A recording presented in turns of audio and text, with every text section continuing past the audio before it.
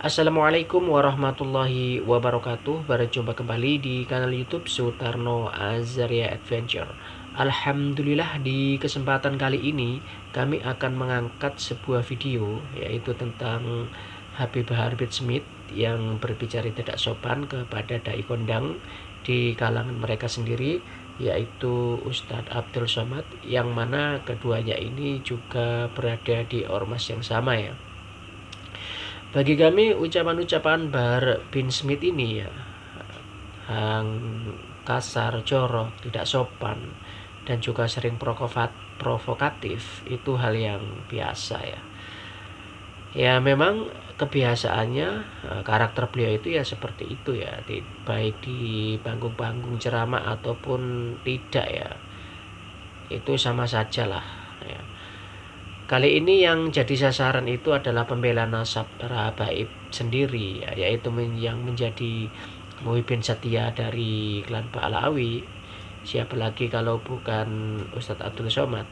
Bahar bin Smith ini dengan lantangnya, dengan suara yang menggebu-gebu di dalam ceramahnya itu, dengan penuh semangat itu menggoblok-goblokkan ustadz atau dai yang berbicara tentang kisah ya di dalam sirah nabawiyah, yaitu kisah tentang Nabi Muhammad Rasulullah SAW yang dibelah dadanya oleh malaikat ya.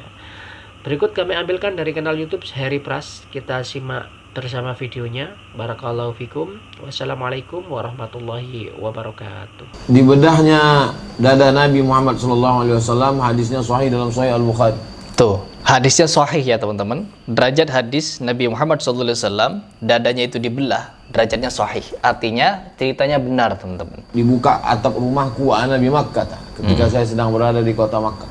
Oke. Malaikat Jibril turun. Malaikat Jibril turun teman-teman. Faraja sadri, dia membelah dadaku. Tsumma ghasalahu bima'i Zamzam. Lalu mencucinya dengan air Zam-Zam teman-teman. Tsumma ja'a bi tistin min zahab. Kemudian dia datang membawa mangkok yang mangkok emas terbuat dari emas. Yang dipenuhi dengan hikmah dan iman. Lalu dituangkan ke dalam hatiku, ke dalam dadaku, kemudian dirapatkan kembali. Tuh, seperti itu bunyi hadisnya ya. Jadi ini karena ada beberapa ustadz yang menyatakan tentang hadis ini, siapapun orangnya yang mengajarkan hadis ini, maka orang tersebut tolol, kata Bahar Smith. Coba kita simak. Kalian pasti sering dengar ada dai penceramah ngomong begini, Jibril turun membawa cawan terbuat dari emas, di dalamnya berisi. Ada orang katanya teman-teman, padahal ini bukan orang biasa yang menyatakan. Isi air dari surga. Air dari surga. Dibelah dada Nabi Muhammad. Dibelah. Diambil hatinya. Diambil hatinya. Dibersihkan dari kotoran-kotoran. Dibersihkan dari kotoran-kotoran katanya teman-teman. Saya tanya, jawab semua yang keras. Oke. Nah, atau tidak dengar penceramah ngomong seperti itu? Ya, orang keras, pernah atau tidak?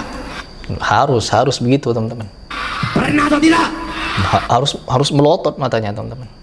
Kalau ada ustaz atau kiai atau tuh diulang lagi, habib atau dai atau penceramah atau guru, siapapun ngomong seperti itu ustaz, itu kiai, itu habib, itu ulama. Oke. Jelas sudah ya, siapapun yang mengatakan seperti itu, mengatakan Nabi Muhammad SAW dibelah dadanya lalu dibersihkan, maka apa katanya? Itu ulama.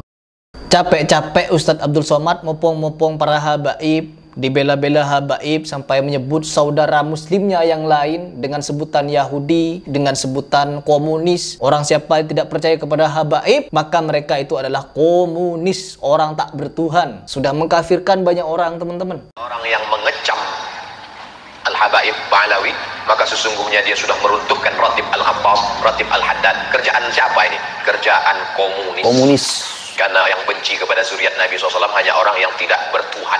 Ya, spesifik di situ kepada habaib, bukan kepada zuriat Nabi. Seandainya kalimatnya kepada zuriat Nabi, berarti kita tidak percaya kepada Fatimah. Fatimah anak Nabi, kita tidak percaya. Hasan Hussein, cucu Nabi, kita tidak percaya. Ini yang jelas-jelas nih. Tapi kalau zuriat Habib yang dimana terputus 500 tahun, jadi wajar ada orang mempertanyakan kesahihannya. Bukan tidak percaya sekonyong-konyong itu, hanya meminta bukti. Dengan cara bukti apa? Yaitu tes DNA. Dan tes DNA ini dianjurkan oleh Habib Rizik Syihab. Terus yang kedua, tes dengan kitab. 500 tahun loh gak ada kitabnya. Jadi ada dua metode ini untuk membuktikan validasi kalian. Karena kalian itu punya banyak peninggalan. Bajunya ada, sendalnya ada, sampai dibikin logo. Bismillahirrahmanirrahim. Qul huwallahu ahad, Allahu samad, lam yalid walam yulad walam yakul lahu kufuwan ahad.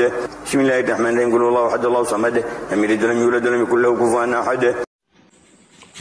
Terus yang ketiga, darah ada. Alhamdulillah, Habib dan saya dan Umi dan adik dan istri telah meminum darah Rasul sallallahu alaihi wasallam sebentar tadi. Rambut ada. Inilah momen ketika Ustadz Syamsuddin Nur Maka menangis ketika mencium rambut Nabi Muhammad Shallallahu Alaihi Wasallam. Apa ini? Hidup bagaimana nih? Keringat Nabi ada, teman-teman. Ada sampai sekarang. Monggo itu semua dites, diuji coba dengan DNA kalian, tes biologi. Jangan menghindar seperti ini. Sok-sokan bicara terus di dalam tubuh kami ini mengalir darah kenabian. Di dalam tubuh kami mengalir darah suci dari Rasulullah.